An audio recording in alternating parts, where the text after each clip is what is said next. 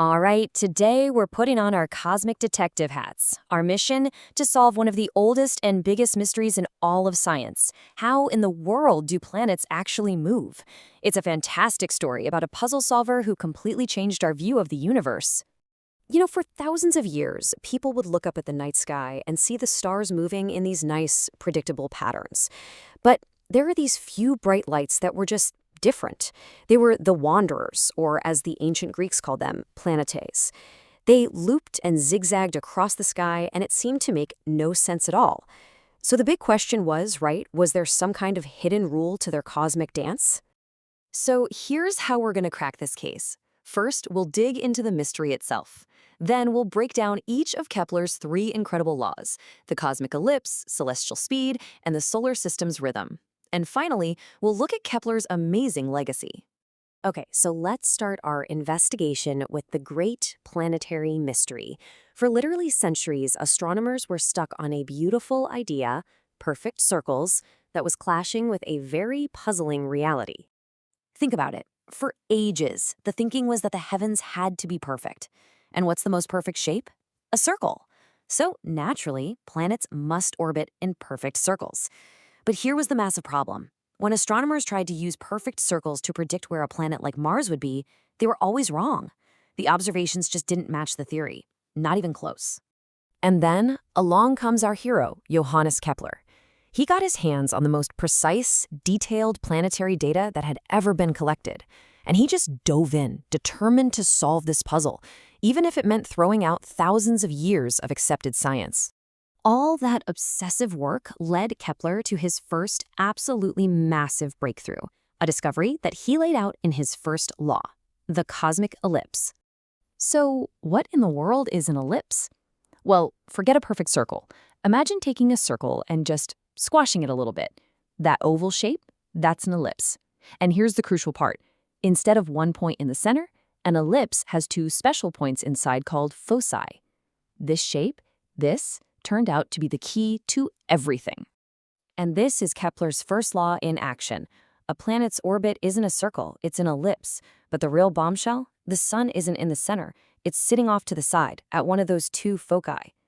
Now, this was a huge deal. It meant the universe wasn't as geometrically perfect as everyone thought, and it also meant that a planet's distance from the sun was changing all the time.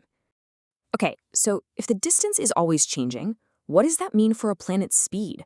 Does it just cruise along at the same pace?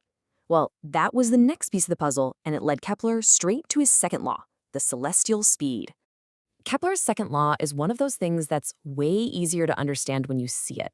So, picture a line connecting the sun to a planet.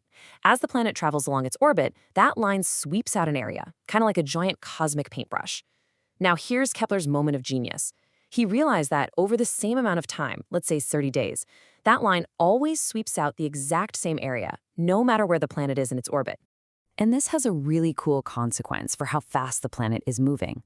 To sweep out that short, wide area when it's close to the sun, the planet has to be moving really, really fast. But to cover that long, skinny area when it's far away, it slows way, way down. It's this beautiful cosmic rhythm: speed up, slow down, speed up, slow down. But Kepler still wasn't satisfied. He had this gut feeling that there was an even deeper connection, some single, elegant rule that tied the entire solar system together. This obsession drove him to his third and final law, which is basically like finding the hidden mathematical heartbeat of the solar system.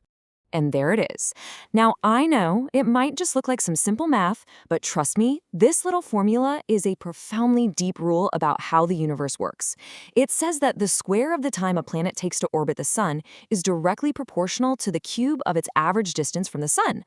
So let's quickly break that down. T is the planet's orbital period. That's just its year, the time it takes to go all the way around the sun one time. R is its average distance from the sun. Simple enough, right? Okay, now here's where it gets absolutely mind-blowing. The implication of that formula is that if you take any planet, I don't care if it's Mercury or Neptune or anything in between, and you take its year and square it, then divide that by its average distance cubed, you get the exact same number. Every single time. It's a universal constant, a secret code that links every single planet in our solar system together in this perfect mathematical harmony. So, 3 laws that completely rewrote the rulebook of the cosmos. Let's wrap things up by looking at Kepler's ultimate legacy and why these discoveries were such a game changer. See, what Kepler did was give us a perfect description of how the planets moved. He laid out the rules of the road for the cosmos with stunning, beautiful precision. But there was still a huge question he couldn't answer. Why? What invisible force was making the planets obey these very specific laws? And that's where his work became the launchpad for the next giant of science, Sir Isaac Newton. Kepler had laid out all the clues perfectly. Newton came along, studied Kepler's laws, and from them, he was able to figure out the why. The answer, of course, was gravity. Kepler's laws were the essential breadcrumbs that led Newton right to his universal law of gravitation. And that's really how science moves forward, isn't it? One person solves a huge piece of the puzzle, and that allows the next person to see even deeper. Kepler cracked the cosmic code of his time, and by doing that, he changed our view of the universe forever. It kind of leaves you with an inspiring thought. What cosmic codes and fundamental laws are we still trying to crack today?